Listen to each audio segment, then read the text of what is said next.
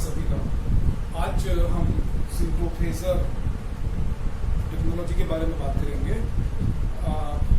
Previous classes में हमने कुछ अच्छे टॉपिक्स किए थे, जैसे कि हमने सिंक्रोफेजर के बारे में ये पढ़ा था कि उसका एप्लीकेशन कहाँ पर है, और कुछ बेसिक कॉन्सेप्ट थे पीएमयू के, वो सब हम कर चुके हैं।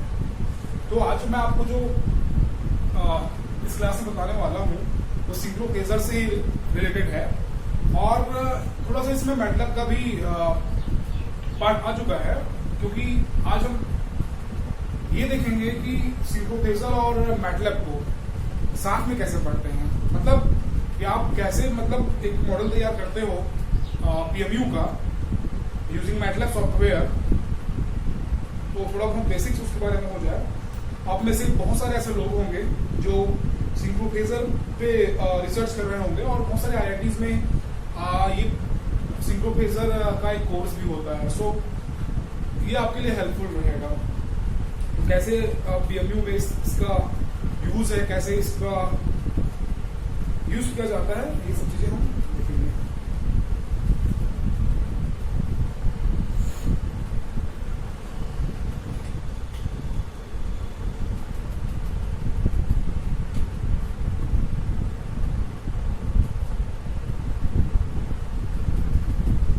तो आइए शुरू करते हैं बिना किसी डिले के।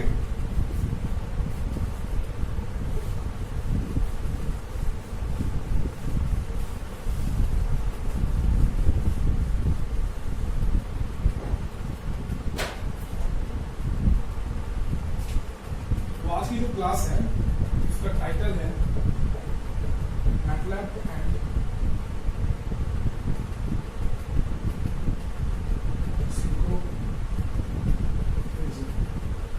टॉपिक है हमारा मैटलैब एंड सिंक्रोफेजर।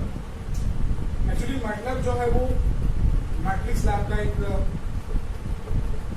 फुल फॉर्म है। ये मैट्रिक्स लेबोरेटरी, इसको आप बोल सकते हो मैट्रिक्स लेबोरेटरी। एक्चुअली क्या होता है कि इस तरीके से एक सॉफ्टवेयर होता है जिसका यूज आप बहुत सारे फील्ड्स में कर सकते हो, लाइक सिग्नल प्रोसेसिंग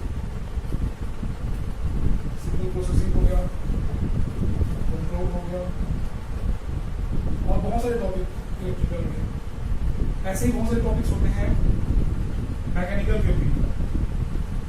ऐसे बहुत सारे टॉपिक्स होते हैं मैकेनिकल के भी, जिनमें आप मैटलैब का यूज कर सकते हो। मैकेनिकल हो चाहे इलेक्ट्रॉनिक्स हो, इलेक्ट्रिकल हो, what ever, anything you can design here, anything you can design here, either mechanical, electrical, whatever you want to design.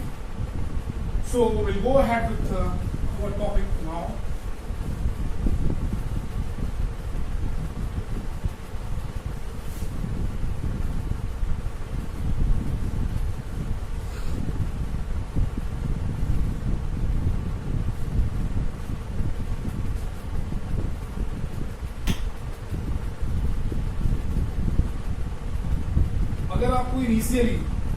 अगर इनिशियली आपको सिंक्रोफेजर और मैटलैब के बारे में पढ़ना है, तो मैं आपको बताऊंगा कि आप कैसे पीएमयू का मॉडल जो है वो मैटलैब में डिजाइन कर सकते हो। How can you design the PMU model using MATLAB software. और यहाँ पर हम कुछ मैटलैब के इंपॉर्टेंट कमांड्स देखेंगे जो कि आपके पीएमयू को डिजाइन करने के लिए हेल्पफुल होंगे। सो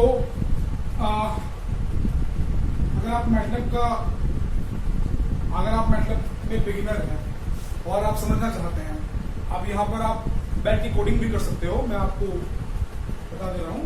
आपको पहले न्यू में जाना होगा। न्यू, पहले आप मैटलैब सॉफ्टवेयर ओपन करिए, न्यू में जाइए, देन न्यू के बाद स्क्रिप्ट में जाइए, और स्क्रिप्ट में ये सब लिखना होगा। Clear all, close all and CLC। देखिए जो CLC है वो आपकी क्लियर, इसका फुल फॉर्म होता है क्लियर स्क्रीन। ये आपके स्क्रीन को क्लियर कर देगा। सेकंड है क्लियर ऑल, जो भी चीजें डेटा रहेंगी आपके अलग अलग बॉक्सेस में, अलग अलग क्या बोल सकते हैं उसको आप एरेज में उन सबको ये क्लियर कर देता है। क्लोज ऑल जो भी फाइल है जो ओपन है मैटलैब में उन सबको बंद कर देगा। And then you can start your program. ये जो है किसी भी प्रोग्राम को शुरू करने के लिए बहुत ज्यादा नेसेसरी है। अब अगर आप प्रोग्राम की शुरुआत कर रहे हैं तो इससे आप शुरू कर लीजिए। समझ में आ गया होगा क्या करना है। CLC clear all, close all. पहले क्या करेंगे, न्यू में जाएंगे, न्यू स्क्रिप्ट, ये सब लिख दीजिए आप। और आगे क्या लिखना है मैं अभी आपको बताता हूं। ये सब हो जाने के बाद यहां पे आएंगे अपन,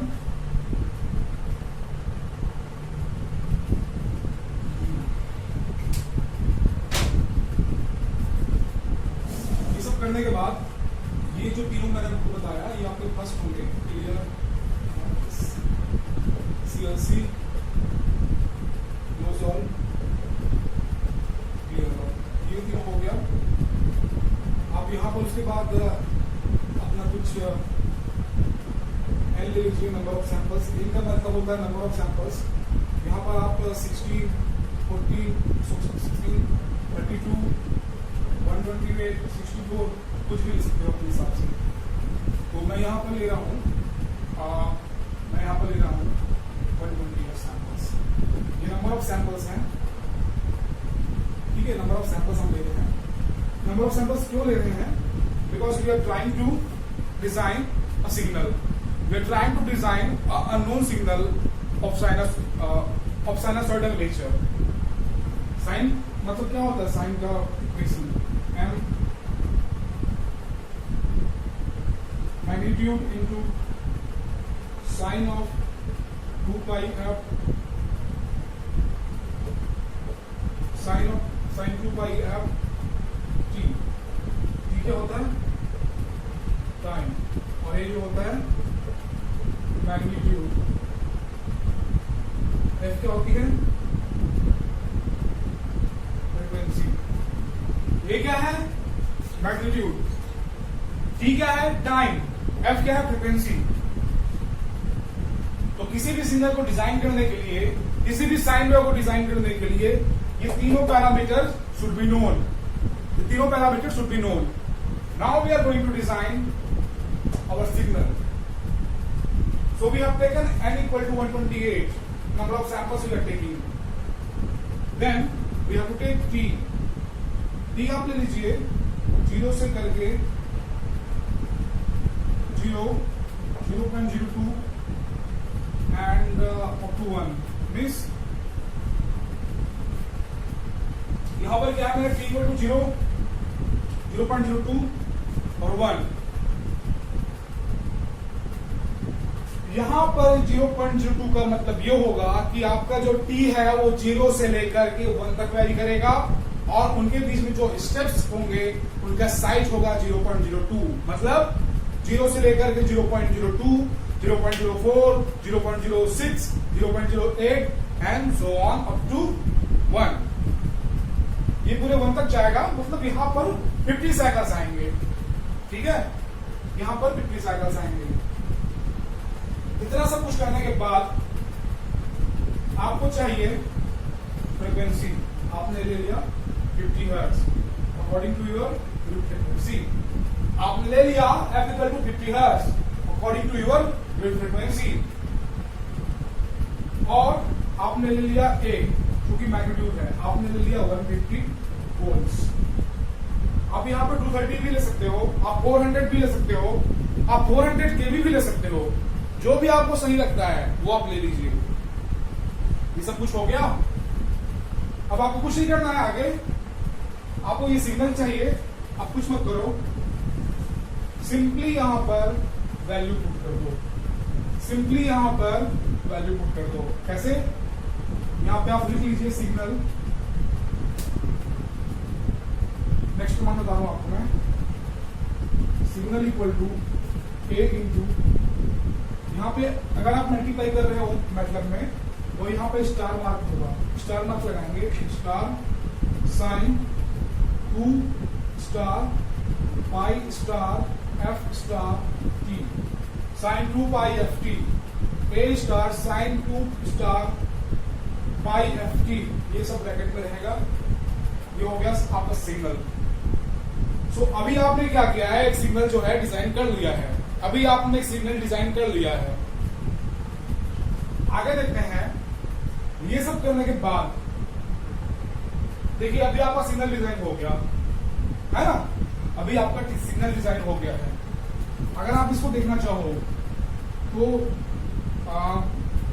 प्लॉट करिए, प्लॉट करेंगे T comma signal, plot T comma signal.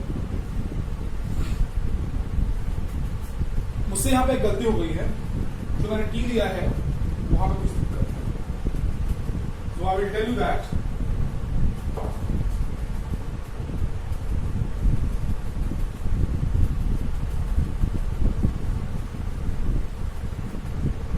L लेने के बाद जो एफ लेंगे, एफ का वैल्यू होगा 50 हर्ट्ज। 50 के बाद आप लोगे एफ एस, सैम्पलिंग फ्रीक्वेंसी हो गया जो होगा एन इंटू एफ, मतलब 120 इंटू 50 हो जाएगा ये, और आप लोगे उसके बाद टी एस, टी एस होगा 1 बाई एफ एस, ये होगा आपका सैम्पलिंग टाइम। अब जब आप टी लोगे तो ये 0 से शुरू होगा टी एस, और ये रहेगा 1 का, मतलब आपने क्या लिया, बीच में सैम्पलिंग टाइम ले लिया टी एस, उतने का आप डिफरेंस ले रहे हो, उतने का आप स्टेप साइज ले रहे हो। अगर आप टाइम, अगर आपको सिग्नल को सैंपल करना है मतलब आप टाइम को भी सैंपल करोगे, ऑब्वियस सी बात है। ये सब करने के बाद आप सिग्नल ले लोगे और ये प्लॉट करोगे, प्लॉट टी कॉमा सिग्नल। तो यहाँ पे आपको सिग्नल जो है एक प्लॉट में दिखाई देगा। इस तरीके से एक विंडो खुलेगा जिसमें कि आपका साइन वेव इस तरीके से चलेगा। ये होगा आपका टी एक्सिस, ये होगा आपका मैग्नीट्यूड एक्सिस। यहाँ पे आपने कितना लिया है, ए इक्वल टू ले लीजिए 150, तो ये हो जाएगा 150 मैक्सिमम, ये हो जाएगा -150, इस तरीके से पॉजिटिव पीक नेगेटिव पीक इस तरीके से होगा। तो ये है प्रोसीजर कोई भी सिग्नल मॉडल करने का process. This is the procedure for modelling any signal. इतना सब होने के बाद ये आपने एक सिग्नल डिजाइन कर लिया है। अब इतना सब कुछ होने के बाद जो है पीएमयू का कॉन्सेप्ट शुरू होगा। ये सिग्नल आपने मॉडल कर लिया है, अब ये सब करने के बाद आपका पीएमयू का कॉन्सेप्ट शुरू होगा। लेट्स सी कैसे होगा, देखते हैं।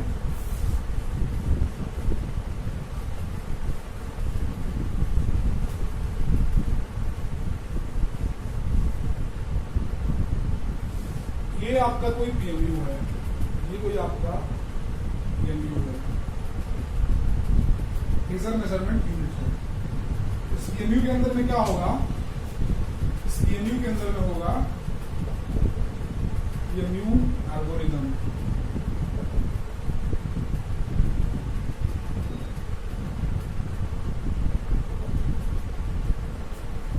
पीएमयू एल्गोरिथम, ये पीएमयू एल्गोरिथम जो है, ये तो आप यहाँ पे कोई एग्जिस्टिंग एल्गोरिथम पुट कर दीजिए, जैसे कि discrete Fourier transform, fast Fourier transform, least square algorithm और टेलर वेटेड लीस्ट स्क्वायर। यहाँ पे कुछ एग्जांपल दे रहा हूं मैं आपको, जैसे कि discrete Fourier transform, least square algorithm, weighted least square, WLS जिसको बोलते हैं, वेटेड लीस्ट स्क्वायर हो गया, क्रोनी DFT हो गया। इस तरीके से बहुत सारे एल्गोरिथम। तो मैंने आपको बताया कि यहां पर जो है बहुत सारे मेथड्स हैं, बहुत सारे कन्वेंशनल मेथड्स हैं, पर क्या होता है कि इन कन्वेंशनल मेथड में we require huge number of samples, we require huge number of samples, and if the samples are very high, if the sample requirements are huge, then definitely the cost of analog to digital converter is going to be high, मतलब ADC का जो cost है वो बढ़ जाएगा number of samples बढ़ने से, और अपेरेंटली पीएमयू का भी कॉस्ट बढ़ेगा। ये सब मैंने आपको लास्ट क्लास में बताया था। सो मैं ये बोलना चाहूंगा कि to reduce the number of samples means the algorithm requiring less number of samples is required and people are doing research for that. So I have also done research in this field. I have created one new algorithm, and I'm trying to publish that, and definitely after publication I will reveal that algorithm to you people also. And before that, let's look here. So normally the DFT and LSAs are used. So this is our PMU algorithm, and what happens here if we give any unknown signal here? If unknown signal is here, and using PMU algorithm, what we get? Phasor. What we get? Phasor we get. Phasor का मतलब magnitude, phase angle, frequency, the phasor parameters we get. Means we can get the known parameters of the unknown signal using PMU algorithm. So मैंने अभी आपको एक signal draw करके दिखाया। अब मान लीजिए कि आपने एक सिग्नल डिजाइन कर दिया, आपको उसका जो है मैग्नीट्यूड और फेज एंगल नहीं पता है, तो कैसे उसको डिटेक्ट करेंगे?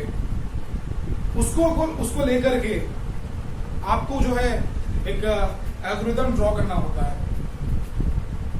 तो यहां पे जो एग्जिस्टिंग मेथड्स हैं, लीस्ट स्क्वायर, डीएफटी, इसके बारे में मैं आपको बताऊंगा। Using that how can you measure the phasor parameter of any signal, वो मैं आपको बताऊंगा कि कैसे अननोन सिग्नल से उसके पैरामीटर्स को निकाला जाए using this methods. Using these methods. So remaining thing we'll try to cover in the next video. Thank you so much for watching.